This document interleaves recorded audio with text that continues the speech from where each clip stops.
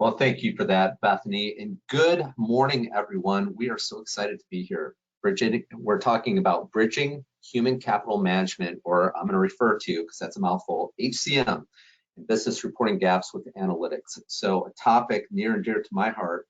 We're seeing a lot of need to take the analytics, take the HCM, marry them together, and make great decisions. So we're going to dive right in because you're here to learn how can we solve this problem. So right now, we love to advise our businesses on the traction model. And if you haven't seen traction yet, I'm gonna hold up my book, EOS. It's a great planning tool. Check it out when you get free time. But what we see time and time again, thousands of these type of consulting calls is data is the #1 issue. We see it all the time, and data lives in all these disparate spots. You know, in best intentions of, yes, we'd like to have one cohesive situation where we can pull data and make great decisions, but that's just not the real world that we live in. The good news is we do have some processes and some technologies that we can talk about, make some recommendations to help you solve your HCM data, marry that with your accounting and finance functions. So the problem as we see it today, I love this. Laura Gebauer, hello, thank you for being on this call as well. You know, we see it all the time. The softball, the data hairball, if you will. Laura, you know, I know this is your term, I'm stealing it from you, but when you're interacting with some of your clients in your advisory space, you know, talk to us about what you see from some examples of the data hairball. Yes, thanks, Matt. Thanks for having me on this morning. Excited to share knowledge with all of you regarding this topic. So yeah, absolutely, Matt. I mean, a recent stat that kind of sticks with me is that 80% of businesses are not utilizing the data that they have because of that hairball. It lives in multiple systems, from ERP, accounting softwares, to CRM, such as HubSpot, Salesforce, to payroll systems, which we're talking about today. And it's so hard to get all of the data out of those systems into one organizational spot to make sense of it. So people just don't do it because it's too hard. It lives in multiple spreadsheets on multiple different people's computers. And so that's really where we sought out to find a solution to just help reduce that hairball and make it easier for people to utilize the data that they have. Well, what a great vivid point. So the data hairball, but you know, we see here up on the screen, you know, the data sources, and let's unpack this a little bit. So when we look at the data sources, and this is not an exhaustive list, it could be many. Laura, you mentioned about Excel. I even have, hate to admit, several Excel spreadsheets. I'm like, no, wait a second, I need to use my own technology here. But besides that, we have the data, we have labor, you know, payroll and time as an example, HR, we've got operations, we've got finance, budget. It could go on and on and on, but let's just focus on the 4. What we like to do in our methodology, and Laura, we'll introduce Laura formally in a second here, but what Laura's team loves to do in part of her process is, let's use APIs, let's use FTPs or RPAs, you know, robotic process arm as an example, where we're scraping, that's my term, scrape the data from all these disparate sources. We can scrub, validate the data, and now we have a picture. And then with this picture, we can now start looking at some analytics. You know, an analytic that comes to mind is, what is my revenue per employee? We're taking HCM information and then marrying it with some sales information, and then here you go. What about some things from a credit perspective, or maybe from grants? You know, have you ever tried to get that type of, you know, grant and you needed some very specific data and it was pulling teeth to get it? But it's not just the grant, it's decision making from a day-to-day basis. You know, and if you think about it, every HR person that might be on this call today, you know the challenge of getting the accounting data, and then vice versa. We want the accounting data, it's living in HR. How do we get this?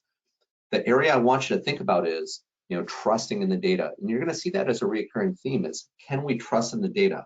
You know, this comes to mind, and Laura, you and I work with clients all the time, but when they think about implementing and standing up a robust SAP or ERP or some mid-level, you know, there's NetSuite and Sage and all these type of applications that could have one data model. I don't know about you, Laura, but in my opinion, when I'm switching from a technology to another technology, it's like moving a house. I mean, it really is that challenge. So let's talk a little bit about how do we solve this hairball. But before we do that, I have to share a little bit about our firm. Laura and I, we love being here. We love solving problems, but we're the accounting leaders in this digital age. The reason why we're going beyond just transcending the routine. We're not here just to check a box. Oh, I got a financial statement. Okay. No, we want to take that data and help advise you and help you make day-to-day really good decisions. What about some specialized knowledge? Laura, we'll learn in a second, was a controller in a specific industry. So we help craft these type of tools and methodologies for you to take and run with to really expand and future-proof your company, because that's really what it's about. Staying ahead of the automation wave is really important as well. There's a lot of cool things. Moore's Law, look it up, it's pretty cool. But Moore's Law will say that technology continues to increase at a double rate. So what took a year now takes half a year. It gets quicker and quicker, so technology is always evolving. We want to be valuable to you and provide our insights, and we love to take this data and translate it into wisdom. So me, really quick, my background, I've got 25 years of experience in the accounting, audit, and technology field. So my previous role, I was with the AI CPA, CPA.com, which is the technology arm, where I advised the profession on adopting technology to drive down to their clients. Love Bergen so much, had to come on board with them full time. Apart from that, I love flying. You want to talk anything aviation, hit me up. I'll have my email. We can always reach out. And beyond that, I race in triathlons and I'm a swimmer as well. So I don't have a lot of downtime. Laura, my good friend Laura Gebauer, always love working with you. Please tell us a little bit about yourself. Yes, thanks, Matt. So I am the director of our business intelligence analytics team here at Bergen KDB. I've been with the firm for just about 2 years. Prior to joining Bergen, I spent about 15 years in accounting, finance, and treasury for larger corporations in the Des Moines, Iowa area. So I worked for Casey's General Stores, Greg Young Automotive, and Life Care Services in various roles in the accounting, finance, and treasury area. My parents own a retail company for the last 16 years, and so I really have that first-hand knowledge of the struggles that businesses go through when it comes to accounting, data, HR. How do we manage it all? How do we make sense of it all? How do we plan for the future? So I'm really passionate about it. I'm really passionate about helping our clients, just like I just said, make sense of it all. When I'm not working, I've got 2 kiddos, a 7-year-old girl and a 4-year-old boy, so they keep me pretty busy. Yes, I have a 6-year-old. Yeah, 6-year-old. Anyhow, keeps us busy, but keeps life fun. So let's talk about the changing landscape, and it's important to acknowledge. So you on the call today, first of all, again, thank you for being here. We definitely hope you are able to have a few takeaways from the session. But no matter where you're at in your journey, and I think this is very important, if you're more of an old school mindset, and it's totally okay if we have paper transactions and we're maybe 60 days when we close our books and we're looking at financials. That's okay. We can help you take next steps along the way. If you're new school and you just love the proactive advisory, standardizing, looking at collaboration, how can we perform, how can we get better, we can help enable. Our role here is not to sell a darn thing. Our role here is to help expose the problem, identify how we take next steps, and then propose solutions. That's what we're really here to do today, and hopefully you're able to take a few of those bullet points away. So Laura, you and I talk about this all the time. So Bill.com and CPA.com, my previous employer, they did a survey, and what they did is they went out to all the clients who were using on the Bill.com app, and they said, look, where are the biggest needs living for advisory? And up at the top, we see 64.9% revenue growth in business modeling. However, when Laura and I are on these calls with these clients, and this is a subjective number, however, we see 80% of the time they need help with revenue growth in business modeling. I'd almost say if you really push on it, it's probably more like 100%. Apart from that, we have budget, we have advanced key performance indicator. I want to put a quick pause. Key performance indicators are great if they help the business make decisions. A lot of people will try to sell you on dashboards. Oh, we can pull together this data. Well, that's great, but if it's not helping you make real-time game day decisions, you're missing out. But a few of the other things here is we see financial dashboards. We just talked about that, pricing, and just overall, do we understand our continuity and literacy from a financial perspective? So Laura, you and I talked about this quite a bit. What role does HCM data play when we're trying to spin up, because I know you do quite a bit with budgeting and helping firms from a revenue business model standpoint. What role does HCM data play? Yeah, it plays a huge role in all of these areas. I mean, if you think about your people or your biggest asset, right? And your biggest expense on your income statement. So being able to plan for the future, budget, and really encompass all of the HCM metrics and everything that just goes into planning for the future around your staffing, raises, bonuses, commissions. I mean, the list goes on. And kind of bigger picture, analytics and measures just play a huge role in forging strong relationships. And it makes it easy for HR, HCM to align with the business goals that really help steer the organization's strategic planning. Yeah, such a good point. So I want to direct everyone's attention down at the bottom bullet points is, thank you, Laura, for asking or answering HCM and what we're seeing. But I want to ask the participant on the call today and take a moment and write down, how does HCM data play a role? It's an important question to ask yourself. And then, can you attach your HCM data to get your full financial picture? So yes or no. And if it's a yes, great. Hopefully we'll show you a few things that you might be able to enable further. And if not, let's have a conversation. This is a big question here. Another yes, no. Do you trust your data? We see this happen often. No, we don't necessarily trust the data. So if we're able to scrape, and I use this metaphor, think of it this way. Have you ever taken your vehicle to a dealership? It's not running right. We hook it up to a diagnostic and it says, change it. It's always the O2 sensor, more times than not. Change the O2 sensor. But beyond that, here's the diagnostic of what's broken. How do we fix it? Another factoid, nowadays, if you don't have your gas cap on tightly, who knew? It turns off that diagnostic. So as we're looking at some of your needs, this is you. I want you to think of these questions, and Bethany's going to send out this deck so you can ask these questions if you're not able to take notes right now. But are you asking of your teams, do you have the insights for both HCM and finance? Now, again, we have multiple, we have CEOs all the way down to senior managers on this call. And what I want you to start thinking about is, how are we getting this data? Is it something that we can trust? Next is deeper insights into your workforce planning. I love this because when do we make a decision of hiring? What about pay raises? What about, do we have the right person, right seat? A lot of times we look at our bank account and throw a dart at the board. And I say that for a little bit of humor and a little bit of color, but the reality is it's not far from the truth. What about help with budgeting, cash flow, and forecasting?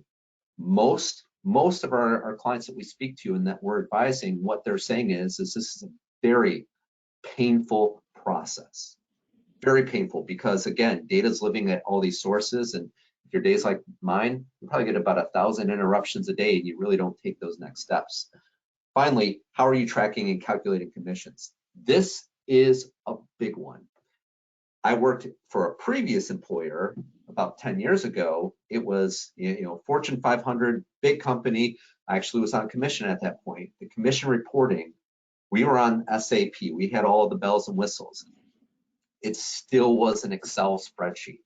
Wouldn't it be really cool to automate that process and not spend, Laura, how many, when you were doing your commission reports, including spiffs, how long did it take you?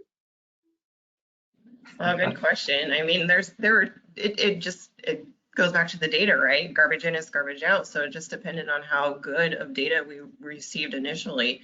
But it could take hours, a whole day at some point, depending on how many people at that time that we were calculating commissions for. So it's a very timely process to go through. Now, for those of you on the call today, think about this. If you're calculating commissions, or if you're looking at all these different sources and trying to build a picture, how much time are you spending versus, and this is what happened in the rear view mirror, change that time, reinvest it to planning and forecasting and things that we can look in the front, the front windshield. Think about that. What type of impact could it potentially have for your organization?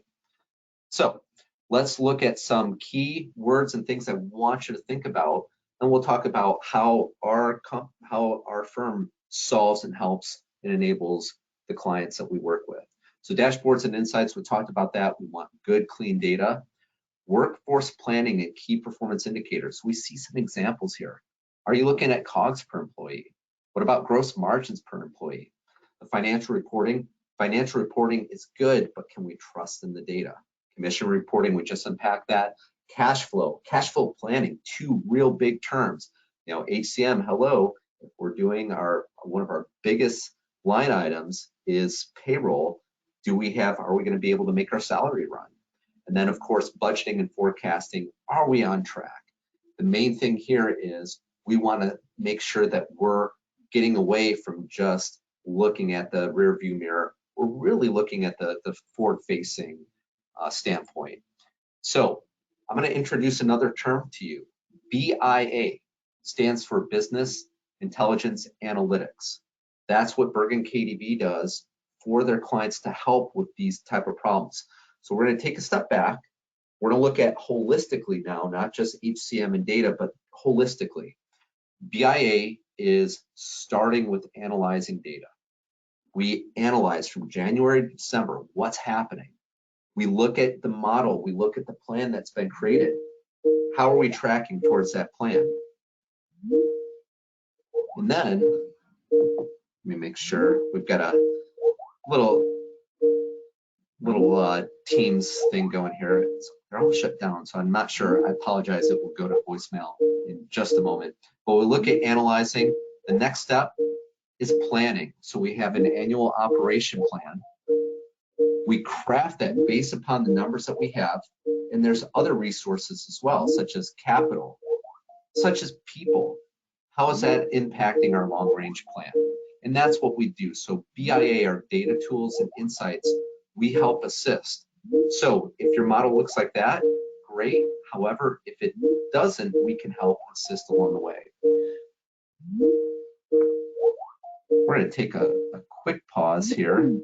There we go. Boy, I tell you, Teams, even when it's shut down, it likes to chirp at you. So taking a next step, look at finance and the reporting. So here's the solution. So we already talked about this. We've got scraping. We've got our open APIs. We're able to create this type of end deliverable for analytics data that we can make great sense of. Now, let's have a look at grabbing the data. So Laura, talk to us about the process. When we're looking at QuickBooks, we're looking at NetSuite, any of your major GLs, talk to us about how you grab the data. And why don't we jump into the application itself? Yeah, thanks, Matt. So as you can see on the screen here, these are just some examples of some of the technologies that we have an open API with. So what that means is we can make that initial connection to your QuickBooks Online and have all the financial data automatically flood into our FP&A software that we're going to show today, which is called Giraffe with a J. The little giraffe is their logo. That's our key technology that we use for our forecasting and budgeting, dashboards and reporting. So QuickBooks Online, QuickBooks Desktop, make that initial connection, and then we don't have to think about it. The data just comes in every morning, it's refreshed. If we make a journal entry, we want to see the impact of that right away. We go click a button, it refreshes, so it's very real time. So it starts with the financial data first. Second piece is the workforce planning data. So UKG, KPay, our ADP, Bamboo, Paylocity, the list kind of goes on. We make that initial API connection, and then as staff are hired in, terminated, as salaries are updated, maybe a department is changed, all of that data automatically gets refreshed in Giraffe so that we constantly have good, up-to-date data to work with. And then the third layer is really the custom. So we use Google Sheets, and anything that you can get on a Google Sheet, we can get into Giraffe. So if it's a matter of running a overtime hours report, run the report, pop it in the G Sheet. We now have a dashboard and report to look at with those overtime hours. CRM systems is another big one that we use quite a bit. You know, pulling in information around new customers or customer changes. So any application, and I really mean that, any application that you're using that has data in it, we can get it connected and we can get it into the system that we can then start to utilize that data for decision making. That is so powerful. Any data point, it bears repeating. Any data point we can pull in, we can aggregate, even if it's living local. So such a great point. So Laura, I'm going to stop my share. And are you ready to jump into the actual application that we use? And while Laura's spinning that up, I'll just talk real briefly. So there are many, we call them forecast planning and applications out there, forecast planning and analytic applications out there. So Giraffe is the one that Bergen KDB selected because of just that. We're able to pull the data, but then the budgeting, the forecasting, and really building out all these very complicated models on the back end, super complicated, but on the front end, it's super simple. So Laura, take us through the Giraffe application as it relates to HCM, but then also, you know, some commission reporting and some other plans as well. Sure. Can you guys all see the staffing and payroll dashboard? Look good? Looks great. Awesome. Okay. All right. So one thing I did, as you were just kind of talking about, I want to make sure I hit on is those financial accounting systems. You know, those were kind of the top 5 that we showed there, but I also want to make sure that you guys are aware that even if you're not in a QuickBooks, a Sage Intacct, or NetSuite, you know, maybe you're in JobBoss or you know, your own proprietary system, we can still connect the data and still help you make sense of the financial data itself. We have a lot of clients that we pull a trial balance every month. Once the books have been closed down, we can import that trial balance, and that is another way for us to get that financial piece in there. So I wanted to make sure I touched on that as well. All right, so when you first log into Giraffe, you're taken right into dashboards. So we've got a staffing and payroll dashboard spun up here with some examples of different areas that we like to look at with our clients. Revenue per employee, COGS per employee, you know, OPEX per employee, kind of the list goes on. So these are really efficiency metrics. How well are your current headcount producing all the way from the top level all the way down to the bottom line of your financials? Payroll as a percent of revenue. That's the pretty big benchmark. You know, as we've been talking, payroll's a very high up on the expense line items there. So kind of cross industry, I would say anywhere between 15 and 30% is a good threshold to kind of keep eyes out on for payroll as a percent of revenue. But it is industry specific. So, you know, depending on what industry you are in, we do have a lot of resources for benchmarking as well in our team. So we definitely utilize that to make sure we're giving you good numbers to start targeting. Commissions payable, you know, so we can start seeing trends month over month by specific people. You know, we can change this to specific regions. I mean, we have a lot of different ways to slice and dice and kind of spin up the data. So really just depending on what we're trying to accomplish, what question are we trying to answer, that's really how we decide what we display on our dashboards. But as Matt has mentioned, you know, we really want these metrics to be actionable. It does no good just to say, oh, your NOI per EE was this. Well, great, what does that mean? What does that tell me? How do I better it? So we want to make sure we're having conversations as well on a month-to-month basis and making sure that we provide that advisory to make sure that here's where you are, but if we do X, Y, and Z, we can get you to here, which is maybe that industry benchmark. And Laura, you do talk about these best practices as an example. So again, you all on the call, thank you for being here, but thinking about, these are best practices for how do I get ahead as a company? How do I plan and make 2023 the best year ever? It starts right here. We've taken the HCM, we've married it with the accounting, and now not only that, we've got trends. I love this commission payable. In my mind goes down to that next layer to say, hey, look, August is my biggest commission sales month, as is December. There's a story there. The data tells such great stories. So Laura, go ahead, but I just wanted to point out that specific area.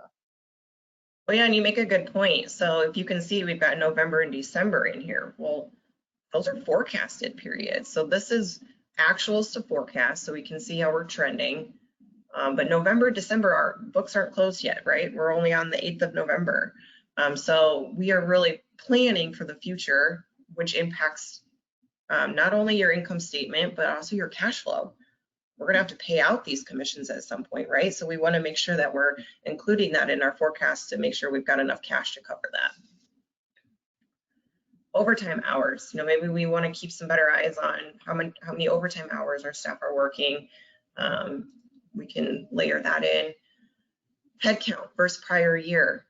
How much turnover have you had? What's that rate looking like? Planned hires. At what time are we starting to add into different departments? And I'll show you a section within the planning here in just a bit that really allows us to predict and really get into the planned hires at a good high level there. Salary allocations, how are my staff, how is it allocated? We can break that out in between different departments, different locations, different groups of people, lot of different options there.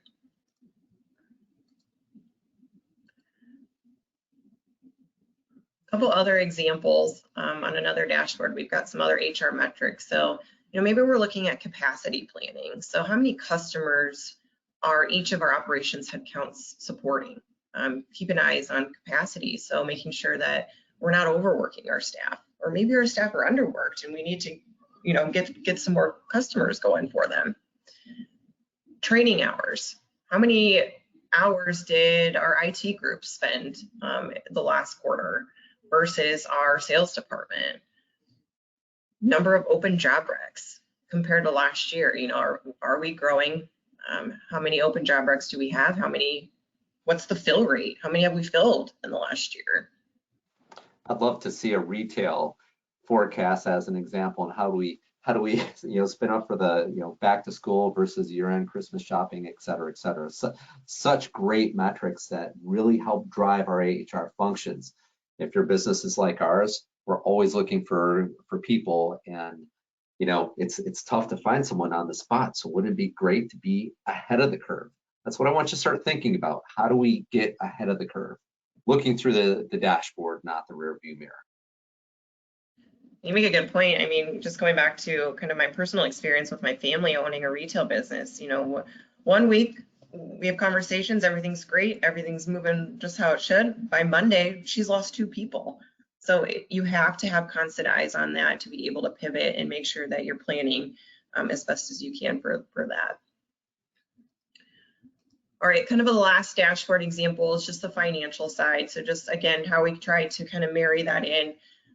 So this is the QuickBooks data that's coming in. So we can look at our revenue trends, our cost of goods trends, gross margin, OpEx trends, but then also our assets and some balance sheet, cash flow. This is very high level, but it can be very detailed. So it's very, very customizable for your business, your need, the question we're answering today, and it can change. It's very easy to evolve and change these dashboards and reports. So that's the key thing. It has to be, you have to evolve because things change on the drop of a dime, right? So having your technology being able to do that as well is very key important. So Laura, quick question. You built some beautiful dashboards here within this application. I know we'll probably get into some plans and commission reporting, but the thousands of hours that it takes to do this. The thousand, how many tab, 27 tab Excel spreadsheet. That's one of the challenges that I see with our clients today is managing the technology. Can you just touch really briefly that your team, you help enable and assist with this application? Because again, to get up to speed, there's a lot there, but talk to us about how your team might be able to spin something up like this to make some really good, dashboard type decision making. Yeah, so with the API connection with a lot of the different systems, it's very quick and easy. We just make that initial connection and boom, we've got data to start analyzing. So that piece of it's very quick. We do like to meet with you. We want to talk to you. We want to learn about your business, learn about what's going on in your world. What are drivers in your viewpoint right now that we should be thinking about? And so that is something that we do really enjoy doing. And we've got an awesome team. We're all Giraffe certified. Use the application in ways that Giraffe doesn't even use the application. Honestly. So we've really invested a lot of hours and time and effort into this to make sure that it's done correctly. Because again, I know we keep saying this, but garbage in is garbage out, right? We really need to make sure the data going in here is good and clean, organized in a good format for us to make sense of it. So we have a data analyst on site that is his primary role, is to make sure we've got good data going in here. So lots of good different skill sets that are playing a role. So let's just pretend I'm a manufacturing controller. I've never used an app such as this. Here's what I hear you say is, for someone like myself trying to plug it in, yeah, I can connect it, but then what? And it takes time and experience. Your team can spin something up and help enable me to make me look good to my C-suite, and then I have really good data that I can make decisions pretty quickly. But it's that relationship. It is definitely the relationship, and we want this to be collaborative. We want other team members using it, so multiple dashboards, right? So we can have a dashboard for each department, maybe each location. I mean, that is the nice part of it, how customizable it is. Because when you're more collaborative, you get more buy-in. You're all working towards the same goal. So providing more insight on that to not only just your controller, but maybe your department heads. That is a key thing that I would say is very important. Yeah, it is very easy to spin up, but there's also a lot of, going back to the technology hairball, right? We want to make sure that we're scraping the data and getting some good metrics and good data in there for us to even have the conversations about the analytics. Talking about the solve, and I'm in pins and needles. Well, that's not entirely true, but I'm pretty excited to see the commission reporting. Can we jump in and have a look at the commission reports? This is, even in my own personal experience, but then also with the clients that we speak to, is how the heck do we wrap our minds on a process where we're able to get good reports? We're not spending all this amount of time, and it really helps with our overall picture. So go ahead, Laura.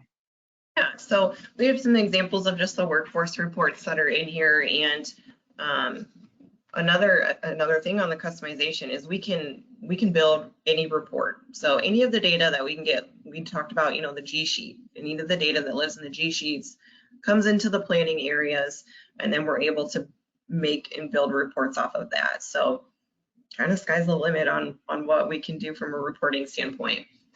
The workforce is going to be a standard report. So this is the headcount data. We can look at accumulative data by department, any new headcount that we're planning for, any new people that we've had, and then also the salary run rates by department for each of those months.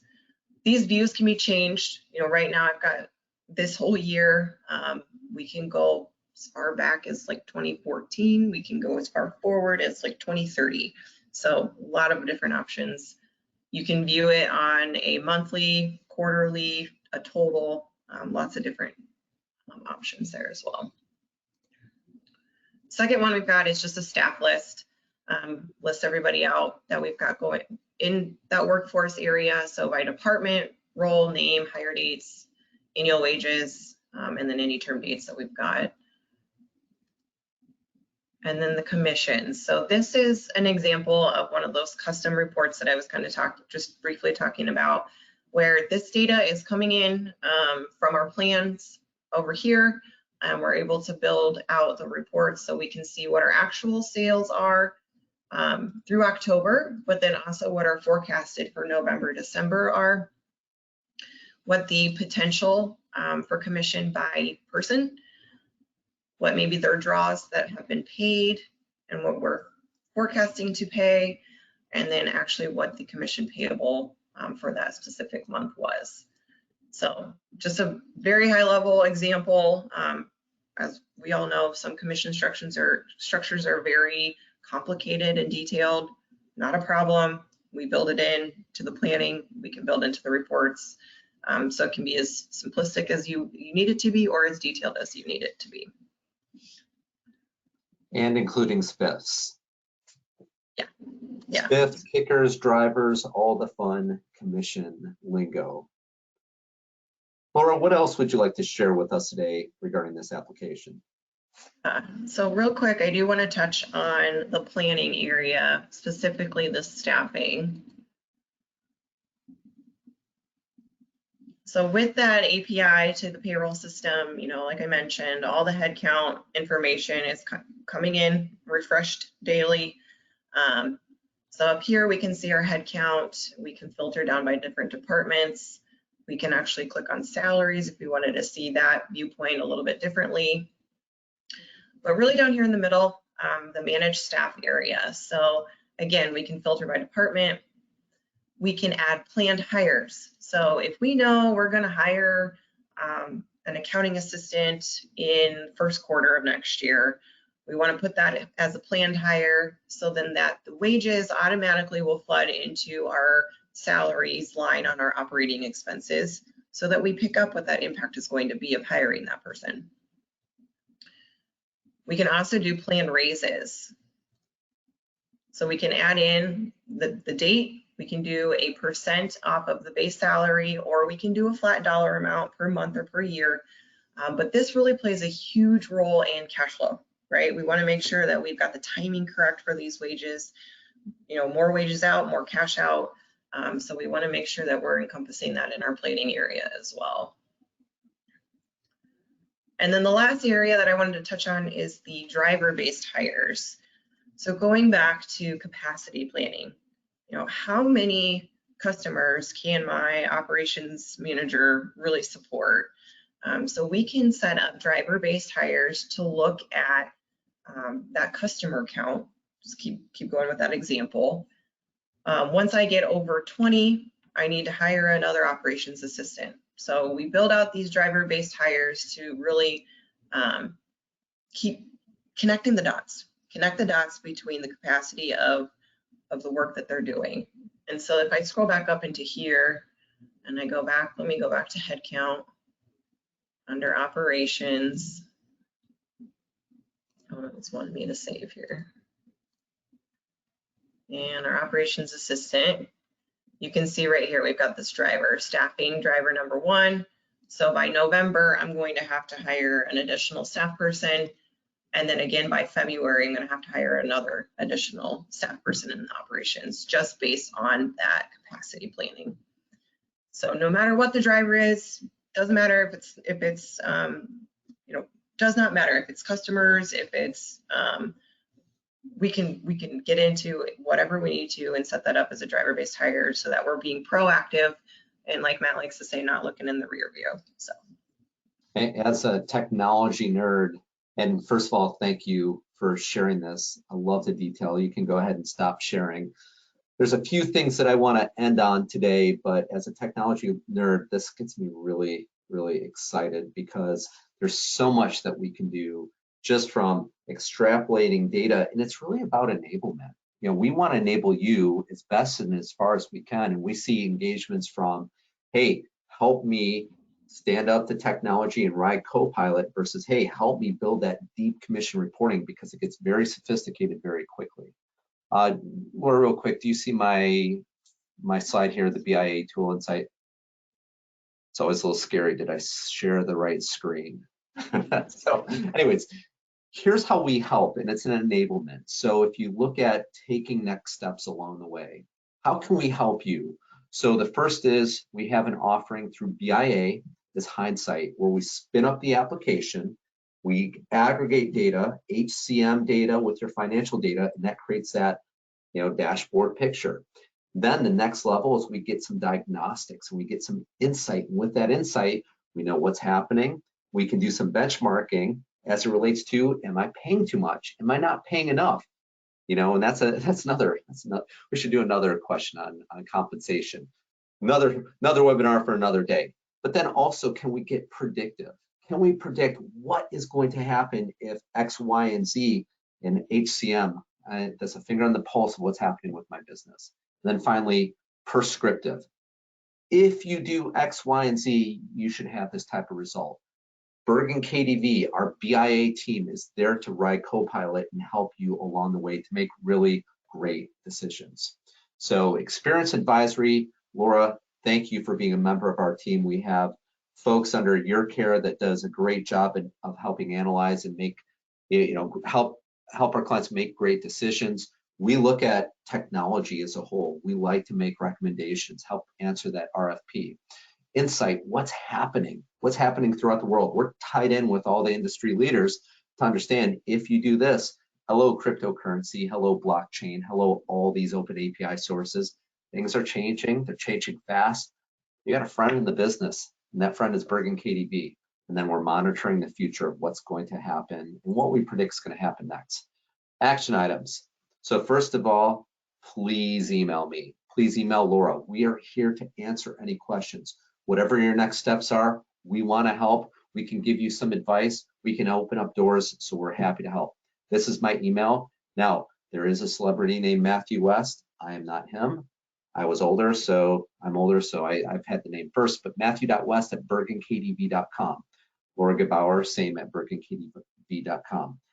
Please, please, please reach out to us. Also, love LinkedIn connections. We share quite a bit as it relates to the industry and what you should be thinking about for your specific channels. Bergen KDV, we have many channels, whether it's manufacturing, construction, medical, nonprofit. We handle all the major channels to help support your needs.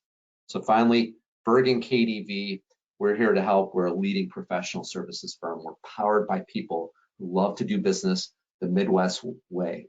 So before we adjourn, Laura, any final thoughts? I would just say, it's so important to just utilize the data that you have, and it is very challenging, and so that's why we're here to help. It's not something you need to go through alone. I'm sure not everybody wants to go through 40 tab spreadsheet budgets and getting that all put together. It's painful, it's time consuming, so please reach out and let us help. Yeah, thank you so much. And from my purview, I've seen Bergen KDV, this type of enablement offering, it transcends just accounting and tax returns. It's so much more than that. It's true depth and advisory. You don't see that with all the professional services firms out there, and we're happy to engage and assist along the way. So with that, thank you so much for attending today. We look forward to connecting in the future. Goodbye for now.